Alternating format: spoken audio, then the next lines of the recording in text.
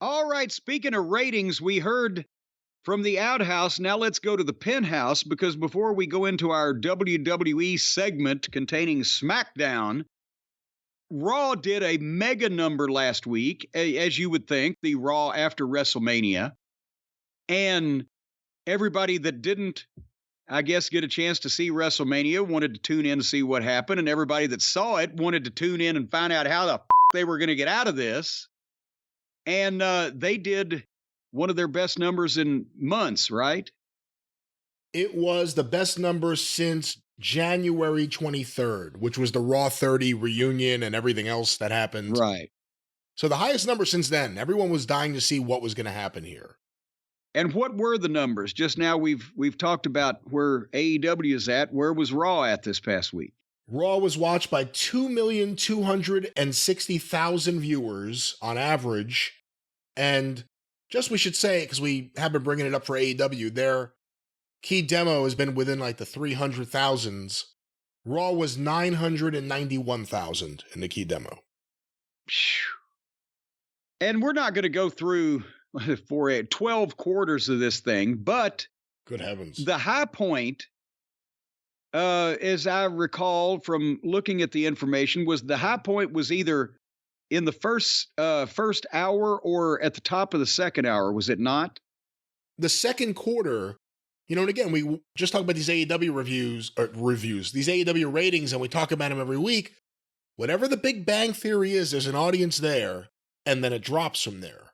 Then we get the level wrestling audience, and then it drops more from there, usually. With Raw, it began with 2,302,000 viewers. That was the recap of WrestleMania and the Triple H promo.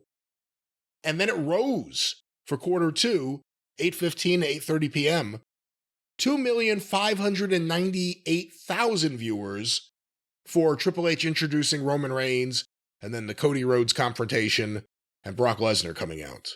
And that actually continued into the next quarter, which again was over 2.5, 2,526,000 viewers. Okay, and they have 3 hours as opposed to 2. What was the last quarter hour number on Raw? The last quarter hour, which actually rose up from the previous. So I'll give you the last three. After 3 fucking hours? Well, I just did the first 3, so let me give you the last 3. Okay. What quarter would this be? Quarter 10, 10:15 p.m. to 10:30 p.m., which was Liv Morgan and Raquel Rodriguez versus Damage Control and The Miz. 1,966,000 viewers. That was the first quarter, the only quarter, the whole show. It dropped below 2 million. From there, 2,019,000 viewers for the second to last quarter, 10:30 to 10:45 p.m., which was Roman Reigns' entrance at the very end of it, and the final quarter, 10:45 to 11 p.m., the Brock Lesnar Cody Rhodes match, tag team match that didn't happen against Roman and Solo, Brock turning on Cody, 2,178,000 viewers. Okay, so we've asked this question before, and at least on this one it was answered. They lost from the start number to the finish over 3 hours. They only lost 125,000 people. And they actually gained not only in the middle of that, even more, but then they gained at the end. And if you take the first quarter, not even bearing the rise in the quarter 2 and 3, if you just take the first quarter and the last quarter, they only lost less than 10% of the audience, whereas AEW's in some weeks has been 30 to 35%. So it appears to be a habit just of the AEW viewers that they're going to bail out when they see what the show is turning out like, whereas the people watching Raw are sticking with it and potentially even coming back to it. And it'll be interesting to see what happens this week off the disappointment coming out of Mania and then Raw. For a lot of people, you know, there are people that are like, oh, yeah, great, we're going to get Cody versus Brock. But for a lot of other people, it's like, okay, we didn't get what we wanted. Now they're prolonging whatever else is going to be. And It'll be interesting to see what the rating is this week. Well, let's talk about that because they did a great rating and everybody hated the show. And then they come back on SmackDown and do another lackluster program. We don't even have the ratings there. But as soon as Raw happened, number one, there were the reports that Vince was on headset. He didn't start out that way. He was there. He was on the premises, but it started out Triple H was back there at the gorilla position. Everything was normal. And then over a period of time, Vince insinuated himself back into the chair and just started running things. That's a genius move. Just telling him, Well, why don't you start the show? And then as soon as he goes out there, he jumps in his chair. And at the same time, after the quantity or the quality or the content is what I'm trying to say of the program, hashtag Fire Vince was trending for a while. Wrestlers are trepidatious. Fans are up in arms. This goddamn silent movie villain is back and needs to be stopped again. And so they get their greatest success and immediately their greatest backlash at the same time. Yes, they did a tremendous crowd and set all these records at WrestleMania, and the people are madder at them afterwards than they have been in months since Vince got ousted to begin with. And meanwhile, poor old Tony, he's doing the best he can over on the other side, but he can't fucking draw fucking money if you dipped him in glue and dragged him through Fort Knox.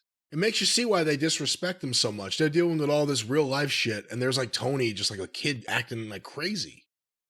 But it's so now the situation, and Vince was not at SmackDown, but we understand that he was monitoring and or potentially running the show remotely. But while petting a cat on his lap. Yes. And twirling the ends of his mustache. And so now, apparently he's not going to be there all the time, but he might be there sometime, and nobody knows. And how much control is he going to have? And is it up to the night, or is it going to be something ongoing? And so now, again, it's gone back and forth. When the fans, when they were mad at Vince, they loved AEW and they loved Tony. And then Tony and AEW imploded between the fucking scrum and the fights and the shoots and the whiny little bitch-ass EVPs who won't do business. And they've cooled off, and then the bloodline gets hot, and WrestleMania is the biggest ever, and the fucking ratings for the WWE are 3 times what AEW's best are, and then Vince comes back. And 10 pounds lighter, and he's learned a new hold. And now everybody's like, oh, goddamn, we hate these people again. But Tony can't do anything over on the other side to capitalize because most of his big stars are either in the hospital or fucking banned due to other people being afraid of them. This and the specter of the evil Vince is hanging over all of the WWE employees and wrestlers like a sword of Damocles, where we don't know it looks to be descending. It may drop at any time. This is insane. It may drop at any time. Give me a paralegal. It is insane, because can you imagine if this continues for 10 years? If Vince is 90 years old, still trying to hold on to these things, and he still can. Now, it is important to remember, Ari Emanuel is now his boss. Vince isn't in charge. Vince is just in charge of... He's the executive chairman, whatever that holds, but he is a boss now. It sounds like Ari may be a fan. He may let Vince get away with a few things. We'll see how long that lasts. You know, again, we've seen a lot of other big business partnerships go up in flames. AOL Time Warner being a great example.